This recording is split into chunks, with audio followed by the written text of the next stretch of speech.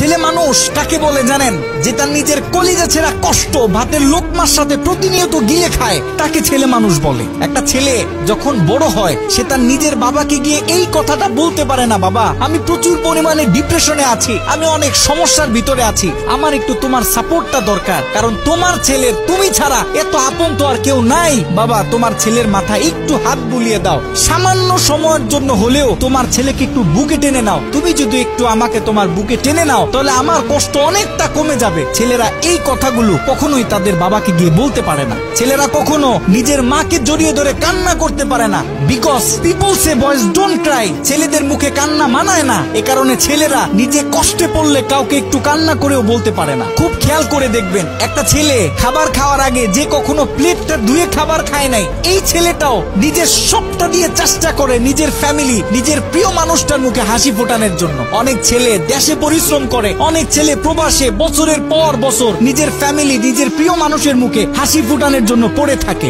দিন শেষে ছেলেদের মুখে হাসি ফোটানোর মতো কাউকে পাওয়া যায় না। আমি মনে করি boys are the best actor in the world. এই পৃথিবীতে ছেলেরা হচ্ছে সব থেকে বড় অভিনেতা, কারণ ছেলেরা নিজেদের বুকে হাজারো লক্ষ কষ্ট পুঁতে রেখেও মুখে হাসি নিয়ে চলে, কারণ সে জানে আজকে আমি যদি ভেঙে পড়ি তাহলে আমার পুরো ফ্যামিলিটা অস্তিত্বহীন হয়ে যাবে।